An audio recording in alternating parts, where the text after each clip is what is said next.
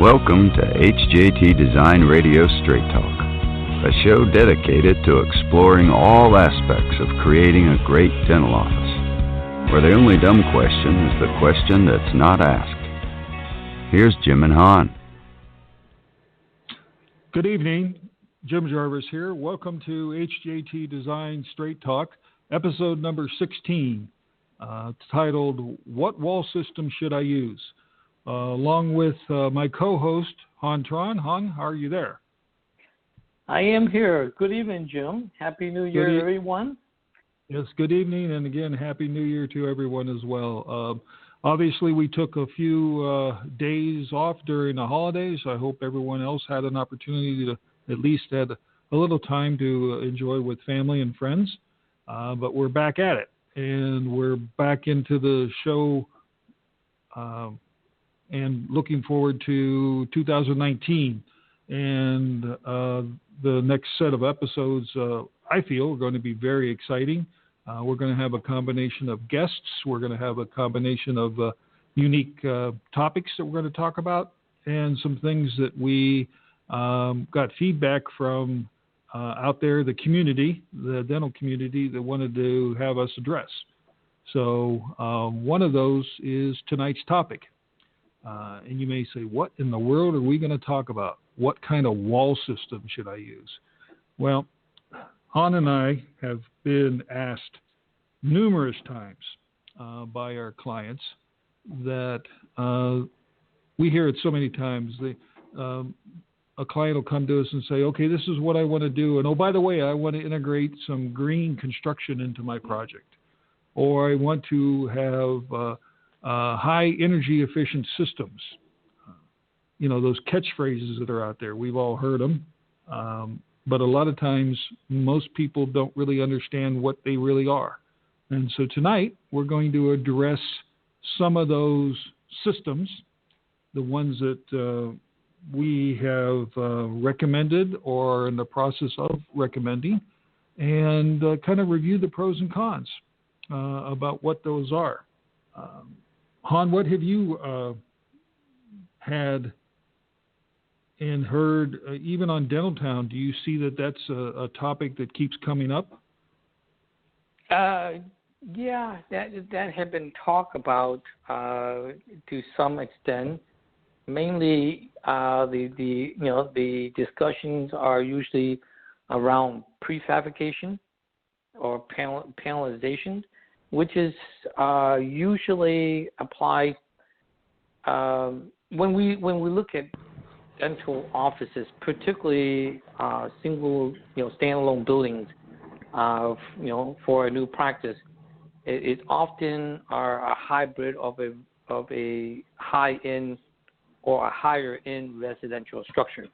So the terminology that you hear or discuss and stuff like that are often related to residential structure application rather than commercial or institution. So the term prefabricated or pre-manufactured, the first thing that kind of jump into your head when you hear prefab or pre-manufactured would be like mobile home, okay, or structure that are built off-site, bring to the site or bring to location and sit down.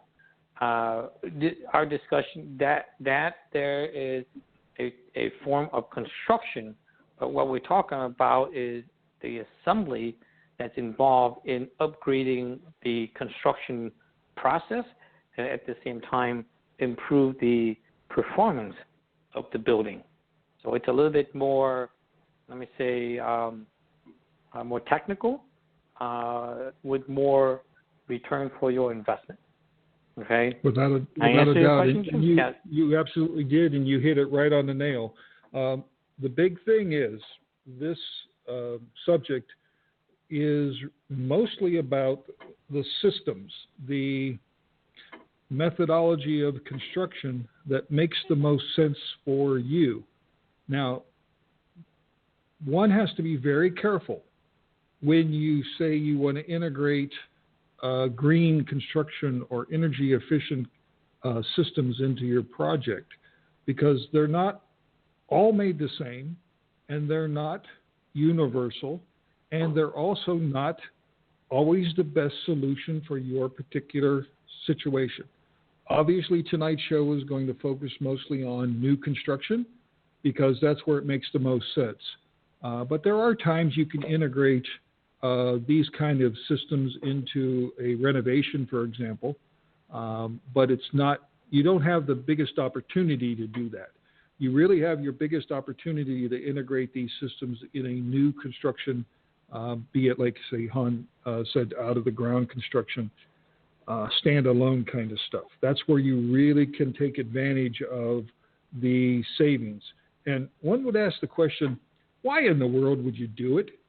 Why would you spend all the time, energy, and money, have your architectural design team go through the trouble of investigating and integrating these systems, having your contractor build these systems into your project? And the answer is, well, it needs to make financial sense. So if it costs X to put in this particular system, whatever it's going to be, then you better make sure that either over a short period of time or a period of time that you're acceptable with, meaning 5, 10, or 15 years, depending on however long you decide that you want to be at your facility, that you get that X paid back in savings. And that's the real crux of how you should evaluate these systems. You should evaluate them based upon, okay, what's my initial investment? What's it going to save me in time? Some of these systems take less time to construct than a normal wall system might, for example. So there might be an initial savings of time. And then what's it going to save me in, or labor, both of which equate to money. And then what's it going to save me over the length of the ownership of this building? If you plan on building this building and getting rid of it in 5 years, maybe these systems are the wrong thing to go, because you have to find systems that can pay themselves back in that time. Or they become more valuable over that length of time, so that when you sell that building and move on to something else, you can then recoup those initial funds along with interest. But you've got to really evaluate these systems so that, I guess the point that I'm trying to make is, it is not always just a case of do this because it's something to do. You got to do this because it makes financial sense. Just like anything in the design of a dental office, you need to make sure that everything that is done to be able to make financial sense. We've all heard about the need to be able to put an operatory in. The more operatories, the better. The big operatory size, so on and so on and so forth. To be able to make your people have opportunities to be able to make more money and make more financial sense. So it's kind of like a next step in this process, and it's something that then Han and I have been doing for quite a while, and we feel very strong about that. We don't want to just do green or energy efficient just for the sake of it. That was a system called LEED, called LEED, that was something that was predicated and pushed by the federal government to get a certificate or a piece of paper that hangs on the wall. And that piece of paper doesn't bring any money in on a day-to-day basis. It just costs you money up front. We're talking about real-time systems. Jim, some of this, let me see, some of the desire to go green are personal philosophy. If that's so, then it's a different topic. Right. You certainly can invest into the technology or the material because you feel that it's your moral responsibility to save the earth. That's great. But most of our clients, when we design building for them, what really matter is how much would this cost me, and how long would it take to pay itself back, and what do I have to do in terms of maintenance and stuff like that, if this is what we're going to use. So that basically the objective of the discussion is technology based on investment rather than based on emotions and philosophy. Right. Now, a typical facility is going to either be built a traditional way, which would be, let's say, even a 1 or 2 story facility. You're either going to have a wood stud wall, which is where you put wood studs every 16 to 24 inches on center, cover them front and back with sheathing and drywall, layer that with a waterproofing system or a vapor retardant, put some kind of cladding on the outside of that wall, and fill the cavity full of insulation, and that's your wall. Now, that's been upgraded to nowadays, majority of exterior walls are built with 2x6s because the energy code requires a certain, what's called an R factor. That's a resistance of heat transfer between the cold and the hot. And that wall needs to have a certain number. And to be able to maintain or get to that number, you can't do it with a 2x4 anymore. You have to do it with a 2x6. The 2x6 gives you a thicker insulation cavity. So you can either have a wood 2x6, you can have a steel stud, which just takes the place of the wood. You can have a masonry wall, i.e. a block structure that is filled with insulation and then covered on the outside and inside with rigid foam insulation. So those are the kind of wall systems that we're talking about. And then you move into the roof systems, and the roof systems are somewhat similar.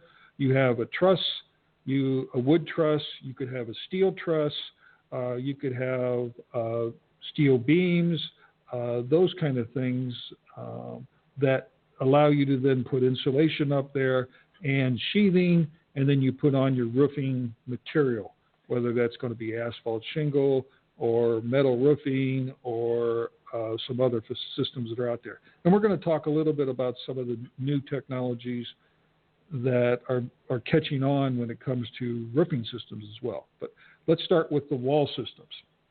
Now, in a standard wall system, all of those things have to be put together, whether it's the concrete block walls that are put up piece by piece, whether it's the steel studs, whether it's the wood studs. You can either do it on site, you could do it off site and put it up in what Han talked about as panelization. But bottom line is you have to build those components, place them into the wall system, stand them up, and then eventually clad them with the material that becomes the exterior of your building, whether it's going to be siding, whether it's going to be brick, block, and other things. So what we're going to address today is 3 systems that we've had a fair amount of expertise with and experience that may or may not be useful in replacing the wall system that we just talked about. So the first one is called SIPS. That's S-I-P-S. That stands for Structural Insulated Panel System. You can Google it. You'll get like pages and pages and pages of advertisement as well as technical data on what it is. But in general, it is a thick foam core. When I see foam, I mean it's the white foam that you see coolers made out of. It's a denser material. It's very dense. You can actually stand on it. It's so dense it won't collapse and crush. Usually the minimal thickness is like 6 inches, round numbers, and it goes up from there. And then both on the outside and the inside of that foam core is a sheet of OSB board. That's oriented strand board, which is basically the stuff that you see being placed on buildings all over the place. This is a more high dense version, but it is still basically generic in the sense that it's oriented strand board that's laminated to that foam. So you end up with a panel that is typically 4 feet wide and can be up to literally, there are some manufacturers that could take it up to 40 and 60 feet long, where you use it in roof applications, for example. But in the wall application, let's say you have a 10 foot long wall, your panel is 4 feet wide, 10 foot long. So you've already got a system that is designed to do away with all the studs, all the all the sheathing, all the vapor barrier wrap, because there's one going to be placed on the outside of it, and as well as the sheathing and the insulation into one compact system. And that comes out to the job on a big flatbed trailer, and they lift it into place, depending on the size of the panels, with a couple, 2 or 3 strong guys or girls and or a small crane, and set these panels one after another into the wall and create the envelope of your building. Now, the SIPS panel system has been around for, I believe it's been at least 30 years. Probably longer. I think I think it was used in Europe and then introduced to the United States. And a lot of times these systems are done that way. They're created in Europe and then finally introduced into the United States and Canada. And but I'm thinking, it's probably got a 30 to 40 year age here in the U.S. Now, yeah, I've heard about it since before, like in the early '80s, Jim. Right. And before that, they have really perfected it to the point of, we as designers will say, on this particular location of this panel, I want to have a window, or I want to have a door, I want to have an outlet, I want to have an opening, whatever it is. Those are all cut in the shop, and they come to the job already done. And sometimes there's stud or wood members that are integrated into the panel for either attachment or for strengthening aspects, like to go over window openings and that kind of stuff. And that's all done. So these walls get placed, and you effectively have a structural bearing wall. It holds up the weight of the roof beams or the roof trusses or the floor above, because you can do multiple floors with these things.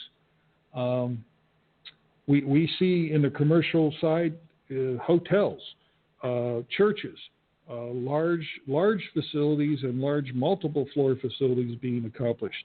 So to utilize them in a dental office or a dental facility is a very strong possibility. And actually, we have a project over in Illinois that's going to be placed hopefully here in the next week or two. They're going to be setting the panels for it. We're pretty excited about that opportunity because we know what it's going to do for the inside of the building. Now, we may ask the question, why in the world do we want to do this? Well, it goes back to what we originally talked about. It has to do with the panels go up faster. Typically, for example, a 3,000 to 5,000 square foot facility, it will only take a week to set all the panels, or less, and you're done. That's including wall and roof. That's including wall and roof. So you can enclose your building in a week to week and a half. Whereas if you were to do that in standard construction method, either one of the three we talked about, you might be looking at a month or more. So that saves time, labor, which effectively equates to should save money. Now, granted, there's an upcharge to using these systems because these systems cost a little bit more initially.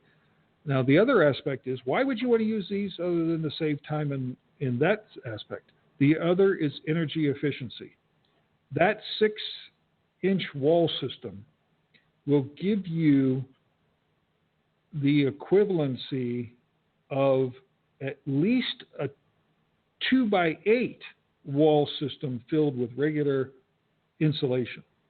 So you're getting a much higher R value of a wall system than you would if you were to go with a standard 2x6 wall system. So on a month-to-month basis, along with the infiltration, the other aspect about infiltration is heat loss is how much air leaks out of your building, and that will greatly impact your heating and cooling bills. So the infiltration on these buildings are so tight that you have to do things to them in the HVAC system to be able to bring in fresh air, because effectively you could have very stagnant air within these buildings very quickly because they are so tight. That system happens to be called a air recirculation system or heat recovery system, and it's very common and actually pretty simple to install, and it sucks in cold air or hot air depending on your season, transfer it with the heat or cooling within your building, and then brings that new fresh air into your building. So really kind of cool systems. But bottom line is that's the reason why you'd want to use a system like this is you get it done quicker, you get your building enclosed quicker, and you're dealing with a building that is much more energy efficient. So effectively your monthly heating and cooling bills will be lower. So much so that it's our understanding that the heating system, your furnace or your air conditioner, could be as much as 40 to 50% less in size than a normal system. So that means you buy a smaller furnace or you buy a smaller air conditioner, and so it's a threefold kind of approach. Now you can say, well, what do I do with the outside? Well, the outside of it is just like any outside. You can place any kind of cladding on the outside of that wall just like a normal system. So you can put brick, you can put siding, you can put stucco, you can put anything you want on the outside of it, as well as the inside. The inside, you just go in and screw drywall on, and away you go. So unless you tell somebody, no one will never know that your wall system is a SIPS panel after it's been covered up. So in general, that's a SIPS panel system. Han, do you want to add anything, or do you want to jump into the sandwich panel system? Yes. Actually, let me just add to that. Using the SIP panel, there's, of course, every material available and created by man have limitations. Okay? The SIP panel are meant for straight walls or segmented walls, no curves. Okay? So for, when we decide to get really fancy and put curves into the building, wherever the section that are curved, they have to be built using other or traditional method of construction, but there is limit in its design. When we look at SIP panel, it's not only applied to regular residential structure, but it can be used for commercial and more commercial looking buildings, including industrial looking buildings. Okay, so there's not a limit to it. The panel itself can be used for flooring or floor panel, as well as roof panels. So it will cover basically the entire building. Now, Jim did cover about the downsizing of mechanical equipment, which is a great plus. Some of the things that I think a lot of our clients was very surprised is that if they go from a building that, let's say, for a dentist, let's say you go from a 2,500 square foot space into a 5,000 square foot space, one of the last things you think about is heating costs. And the first time that you get a utility bill, you're like, oh my God, why is it so much? It's because now you used to pay for a volume of space that for a 2,500 square foot space, now you go to a space twice as big, of course, naturally. For the easy math is your bill should be twice as much. The SIP panel system or envelope of your building out of SIP will make it a lot less painful when you get your utility bill. Okay? In terms of I often, in tongue-in-cheek, say the weakest point or the weakest link in any project is a human being. Okay, it's the labor and skill is something that's really hard to control from day to day. So when you can systemize the structure with and eliminate the number of time where pieces are put together and things like that, where it can go wrong, the better performance the structure will be. So you don't have an army of guys pounding nails, putting pieces together to build your wall. You have a wall that's already built and set in place and screwed together, and that's it. So you have less chances of human error that will surface itself 2 or 3 years down the road after the building's done. So there's a lot of pluses, but like Jim said, that there is a upcharge for to use this system, but you have to analyze it from a cost, from an investment standpoint, and I think you will come to the same conclusion, is that it will pay for itself, and this is a system that will continue to improve.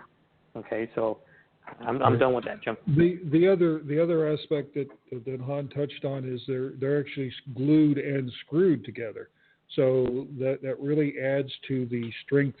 And actually, SIPS panels have been proven under testing to be 2.5 times stronger than a stick-built or a stud wall system. So you have a built-in strength. So if your facility is in those hurricane-prone regions around the country, SIPS panels can and will be approved by the building code. They can be sized and designed to be able to take that kind of abuse, and it works. These things are something that building codes understand, and they have regulated, and it's not an exotic system that you're going to have to jump through all kinds of hoops for just to get approval. It is a system that is approvable, has been approved, is in the building codes, and will work in all aspects of our country, as well as other countries around the world. And there's manufacturers all over the place, so it's readily available and catching on. So let's jump into. Jim, Han, you did say panels also can be utilized on the roof. So think of it this way: you can get cathedral ceilings in your spaces by simply putting a beam right down the middle of your building and running a SIPS panel from the wall to that beam. And you have no trusses, you have no other structure, nothing, because these panels are 10 or 12 inches thick. They'll hold up snow loads, everything necessary to be able to use it on the roof. So you reduce the interior support columns. Right. One other Jim, one other advantage that we haven't even think about is noise reduction.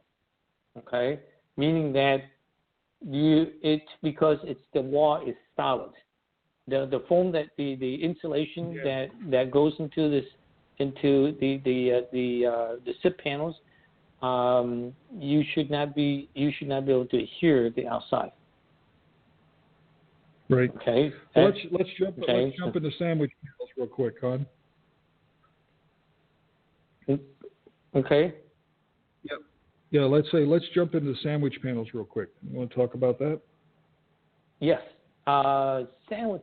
Well, actually, SIP is called fall into the category in the construction field called sandwich panels. There, of course, SIP is one of them. There is another group is called insulated metal panels. It's often used. You find that more in industrial applications or institutions, hospitals, large facilities. I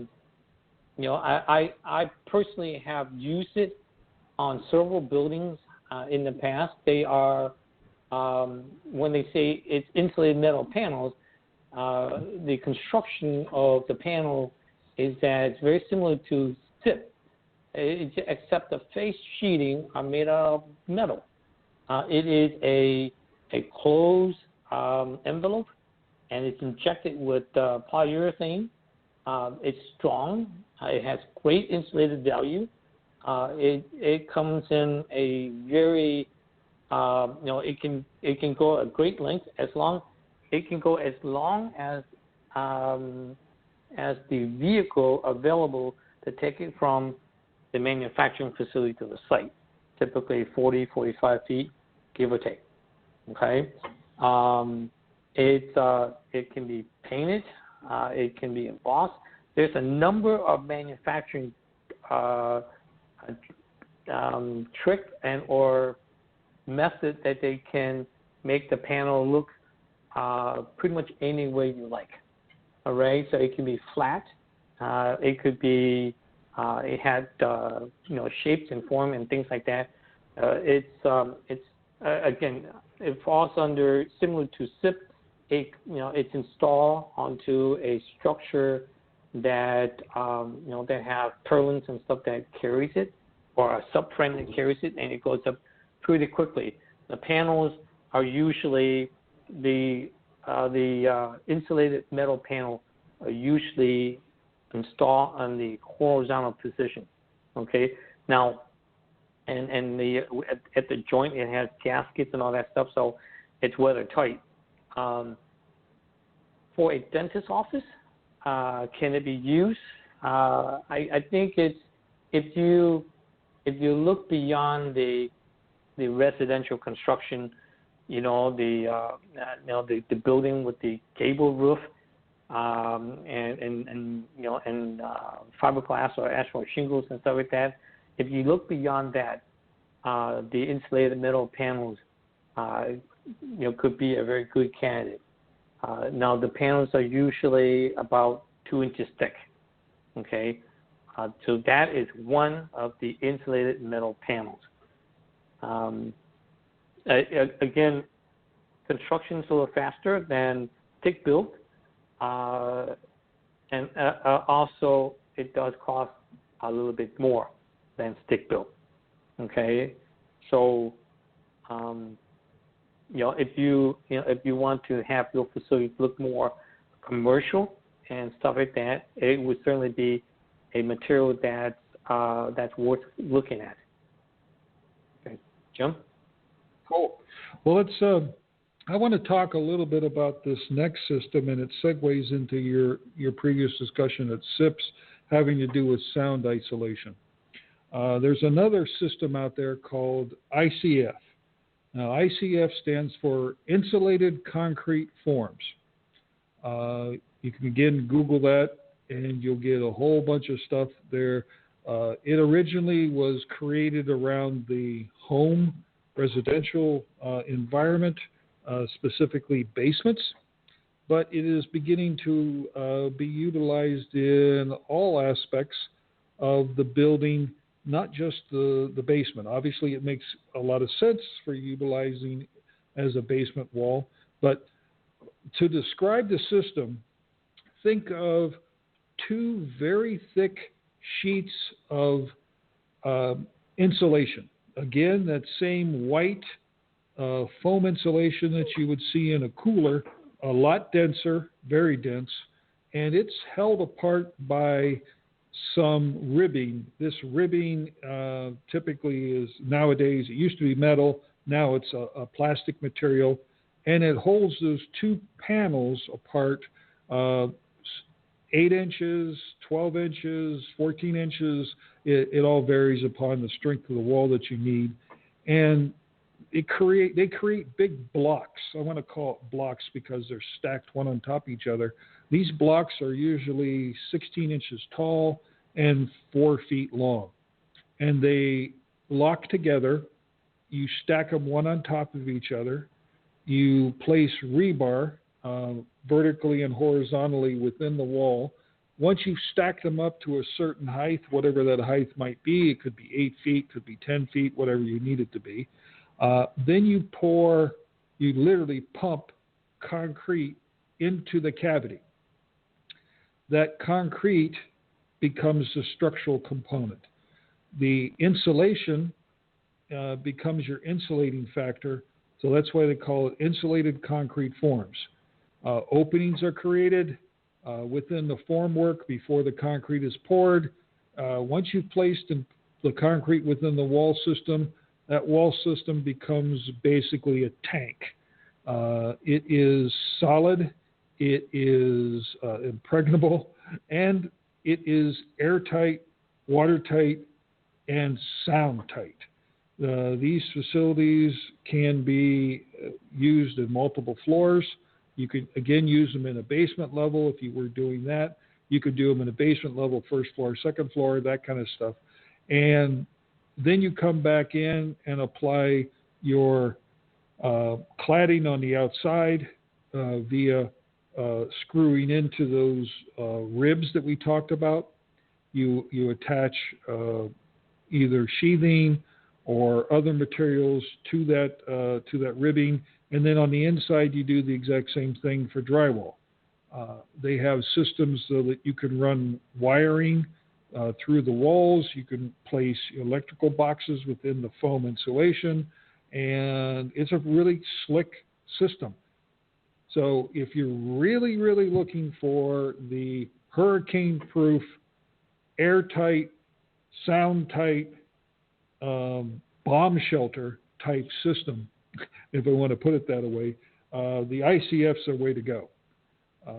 The other cool thing about, and you ask a question is, why in the world would I want to do that? Well, if you're in an environment like Pond, you're in Florida, you're in Hurricane Alley. Yep.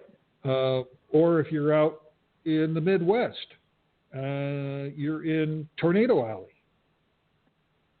Those wall systems that you create need to be designed in such a way to survive those natural disasters. If you're in an area that's subject to flooding, for example, storm surge, whatever, having to do with even a water issue from a river that could effectively damage or destroy your building, these are the systems that you want to look at because they have been tested and proven that they can take direct hits by hurricanes and tornadoes and still stay up.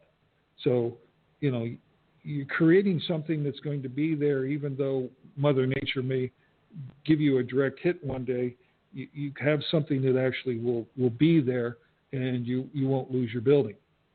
So, and the other aspect of it is from a energy efficiency standpoint, the standard wall system, which has an 8-inch concrete core, it has 2.5 inches of foam on both sides, gives you about an R50. Now, an R50 is much higher energy rating than what's necessary within the building code for a wall. So you're getting more bang for your buck. You're having almost no infiltration when it comes to air transfer because it's basically a solid monolithic concrete wall. The sound is unbelievably dampened. So if, let's say your building is located beside a rail yard or a rail line, you won't even know it because that's how strong these systems are, and the ability to dampen the sound is unbelievable. So it provides, again, a different kind of solution. They take a little bit longer to put up than, for example, a SIPS panel would, but it is very fast because these insulated forms weigh hardly nothing. A normal person can grab 10 or 12 of these and move them across the job site without even breaking a sweat. You stack them one on top of each other, and away you go. So again, back to that 2,000 to 3,000 square foot dental facility, it might take you 2 weeks, maybe 2.5 weeks, as opposed to the week and a half for a SIPS panel. So that's still substantially less than a frame system, and you get a much more superior wall system. Now, the disadvantage in all of these systems is that not everybody does them. So, but you can get past that disadvantage and be able to find the contractors and subcontractors that work in these systems. And every day, more and more and more are out there. And these technology systems, companies are creating environments where they're providing training. The ICFs are so easy to put together that originally they were marketed to homeowners, literally homeowners who wanted to do a DIY stuff, do it yourself. So for those adventurous individuals like myself, I actually built a house many years ago out of one, all ICFs, 2.5 stories high. It was a trip, and there was a lot of concrete in it. And we were about 500 yards from a rail line where that house is located. When you closed the windows and the doors, you never heard trains. It was that solid. When the wind blew, it's probably also, Jim, is it called a bunker? It was called the bunker. Actually, we were made fun of while we were doing the construction because most people wanted to know if we were building a new county jail. but you know what? That house is still there, and it's over 20 years old now, and it's still rock solid. It's still rock solid, and you'll never move it. And that's a real cool part about it. Yeah, let me add one item there, Jim. And you mentioned about the labor and all that.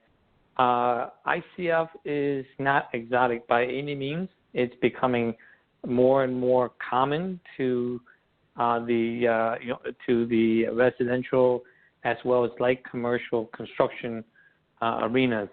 A lot of manufacturer, including SIP and insulated metal panel and ICF, they have factory trained people that actually come out to the field, work with the contractor, and train them and stuff like that to ensure that everything come together appropriately. So it's not really a rocket science type of technology. It's pretty much a carpenter with a little extra hand holding could adapt to installing this type of systems. Oh, very much so. And when you say light commercial, that's multiple story commercial. I know there's a region down in central Ohio when we go to Amish country for kind of our getaway kind of thing. There are 3 hotels down there that were built with ICFs, and one hotel is 7 stories tall, and the whole building is built with ICFs. So it works. That's high. Yeah, it's solid, and the system is tested and proven, and it's building code approved, so you can get it through the building code system. So it works, and like I say, once it's up, you don't have to worry about having a storm shelter. You're already in the storm shelter. Yeah. But most people don't even know that these hotels were built with ICFs, except when you are in the room, because you can't hear the people on the other side of the room, and that's the greatest part. That's the greatest part about it. But again, a very unique. Look into it if it's something that you think you might be interested in, or you're in the environment that makes sense for that kind of stuff. Then that's the way to go. Let's jump into some more unique wall cladding systems. One of which is Han. Go ahead. Wall cladding you are not. Tied to just simply brick or simply vinyl siding. Okay, there's a lot of stuff out there. Wood siding. Or wood siding. There's a lot of stuff out there. It all depends on how expressive you want to go. Okay, for instance, let's say you like that traditional residential look. There is companies out there, both American company and abroad, that makes what we call cementitious siding. In the United States, there's a company called Hardy Board. Some of you may be familiar with it or have heard of it. And then there's another company. It's a Japanese company, but they manufacture some of their product in the United States called Nichiha. Again, they're made of cementitious material, which when you look at it, it looks like like your lap siding, but it's a lot more durable. Let me see. It's durable. It's easy to maintain. The downside is it costs a little bit more because of the material. Okay, so the siding system or the cladding comes in different process of installation. One that have been around for many years and usually used in European countries. In the United States, it's still relatively new to a lot of folks. It is called, oh my gosh, the word it's called rain screen system. Okay, meaning that the actual cladding material does not touch the face of the building envelope. In other words, there is an airspace between it. And that's why it's called a rain screen system. The advantages of using that, and both Nichiha and Hardy Board make those material, and a number of others manufacture. But what it does is that when you have a cladding material, the sun hits it or the cold air hits it, the temperature that are absorbed by the material doesn't get transferred directly into the building. It's insulated by that airspace, and that airspace allows the heated air or the cool air to escape. So it does not, so it doesn't have adverse reaction to the building, and therefore it doesn't affect the heating and cooling of the building as much as material that are directly attached to the building, okay, like vinyl siding, okay. The rain screen system, it can get pretty exotic. It could get pretty expensive. The very first one that I've actually used was on a hospital. The second time was on a car dealership. It's about a 1/4 inch thick. Because it is a sandwich panel, the two-face material is metal. Some are aluminum. It costs anywhere between $45 to $65 per square foot material only. Okay, so if you want to really bling up your building and use that type of material, maybe just for limited application, like an accent walls or something like that. The cladding material, there's literally thousands, if not millions, of choices, and you can spend the rest of your life trying to figure out which one to use. Now, in the Nichiha system, Han, for example, and how do you spell that for the folks who want to Google it? Nichiha. Okay, Nichiha. excellent. Nichiha. Okay, so that is the only. Go ahead, Jim. Yeah, in that particular system, being a rain screen, the other part of the rain screen system is it's designed to let the water, vapor, and water issues go through it, if I understand that correctly. And then there's Actually, what it does is, if you look when the building is erected, there is a vapor and water barrier that are put onto the building. So if you ever see a house being constructed. In the old days, they put felt paper with that is the black paper they put onto the wall. Nowadays, that material comes in a lot of different shape and form, including a liquid spray-on. Okay, that creates a barrier to allow the building to breathe from the inside out, and it allowed the water that hit the surface of the wall, to minimize, if not prevent it from coming into the building. So when you have a rain screen system, some of the rain screen cladding itself, of course, they have joints. Okay, so the panel, wherever the joint is, it could be gasketed, meaning that it could be enclosed, or it could be open. So in any system, water can be driven by rain, and when it gets beyond the face material, it gets behind the material, it hit the wall. So that airspace, when the water gets beyond the face, it hit that wall, it hit the barrier, and it just run down the wall, and it stay outside of the building. So the system is really unique and really neat. I think it's let me see, it probably worth your while to check into it for your future building. But it's been used all over the world. And United States, it's catching on, not as fast as it should. But now the thing about Nichia product, it is 5/8 of an inch thick. It is a cementitious. That means it's like a concrete panel, so it can take impact. If you have kids that are playing with snowball and stuff like that, it won't damage your building. Okay, termite don't like it.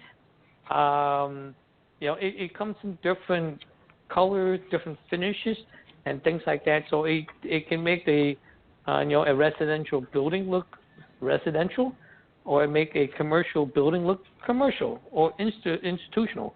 So it's pretty diverse and flexible in its applications. Right. And again, we're not recommending any one of these products over another product. That just happens to be an example of one of the many products that are out there. And since we have experience with that particular product, like to at least bring that out to our listeners. Now, let's also want to jump into a little bit of time in the few minutes we have left, having to do with roofing materials. So obviously the old standby asphalt shingle, fiberglass shingle is what you see quite a lot, both in commercial and residential housing projects.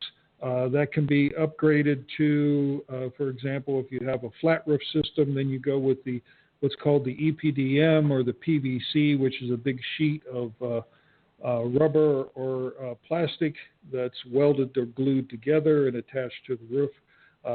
Then you have the metal roofing systems. The old standby is the standing seam metal roof, which is a vertical seam every 12 to 16 inches that run the length of the roof system. Those are kind of the traditional roofing systems out. Now they've started to come out with more unique roofing systems, specifically in the metal world, that are starting to really catch on. For example, a metal shingle that's impregnated with a ceramic granular system. Basically, it looks like an asphalt shingle, but it's metal. And it goes up like a shingle system does, so that the fasteners are concealed, and it creates a watertight system. And effectively, you have a shingle-looking system that will be there. We want to use the words forever. There's nothing ever forever, but a 50-year lifespan is not unacceptable for these things. So, when you look at it from a green standpoint, you don't have to worry about every 10 to 15 years yanking off that roof system, whether it was an asphalt shingle system, throwing that into the dumpster, which goes into the landfill. That shingle system, be it metal, is going to be up there for at least 3 cycles, maybe more.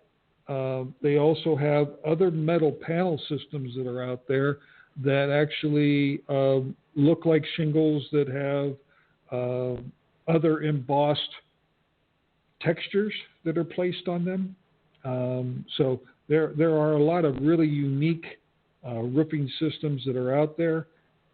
But the metal one, the one that's really that has caught our eye and I think is catching on quite a lot, is the metal impregnated roof shingle. It gives Jim, it that more traditional look. I used to live next door to a commercial building where they use, it's been up for probably 4 decades. It was a mansard roof, and they use a metal tile. So you look at, instead of clay tile, like what you typically see down here in Florida, it's metal. And again, it's, the coating on it is ceramic, aggregates. So it looks, one is for durability. I've never seen it repaint. It's a simple power wash to clean it from time to time.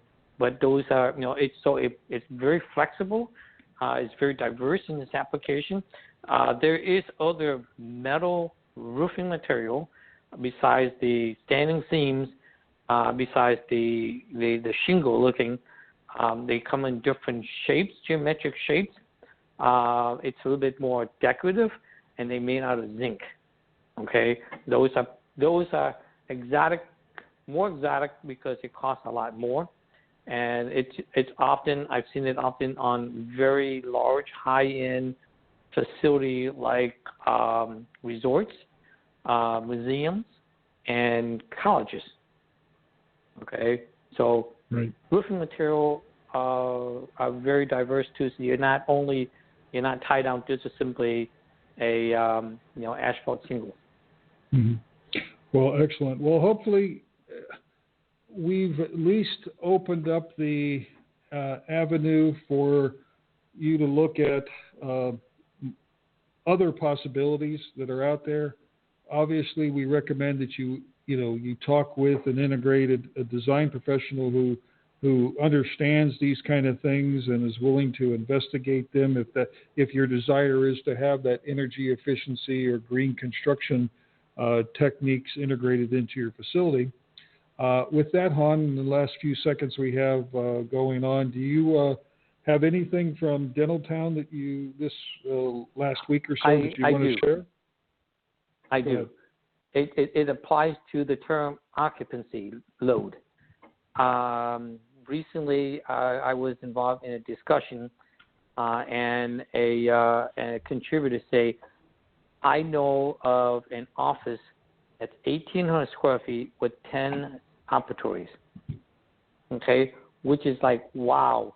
We haven't seen anything in terms of show me, I'm from Missouri, show me the drawing. I want to see how tight it is. But I think one of the things when we design and when others design and they don't talk about it is that the building itself has a limit to the number of occupants that's allowed into your building. Okay, so let's just simply say easy math. It's typically, if you have a 2,000 square foot space, you say how many treatment rooms can I put in there? It's usually about 6. Okay, if you have six treatment rooms, that's 6 chairs. If it's all occupied, then you have 6 patients in the chair, 6 staff taking care of those patients, plus the doctors, plus 3 or 4 front desk staff, and the next 6 patients waiting to get in. Okay, you do the math. It's approximately you're looking at somewhere around 18 to 20 plus occupants in that building. If you take a 2,000 square foot divided by 100, because that's what's allowed, 100 square foot per occupant, the maximum occupancy of that space is 20. If you can squeeze another 2 or 3 treatment room in there, then into that same space, you will basically increase the occupant load, and suddenly you got more treatment room, but you violate the code. Okay, so that's something that needs to be looked at or considered when you're discussing how many treatment room can I pack into this tight space. But just because you can doesn't mean you should. Just because you can doesn't mean you're allowed to. There's a maximum allowable occupant load in each individual building. That's why when you go to a restaurant, when you go to commercial building, next to the door, there's always a little sign somewhere. It's a maximum occupant load. Okay, once you're beyond that, it may be a problem with the fire department, and that's a different issue. That does not involve in design. But I just want to bring that up, is that often the bragging is, I can pack so much into the space, but they never look at, can you actually are allowed by code to pack that many people into that tight space. That was that. It was interesting. Cool. Okay. Yeah, that definitely is something that's important, and again, hopefully our listeners take a little bit from that, so at least they understand why an occupancy load is something that needs to be addressed from that end. Well, with that, we'd like to say thank you for listening. Hopefully it has been helpful.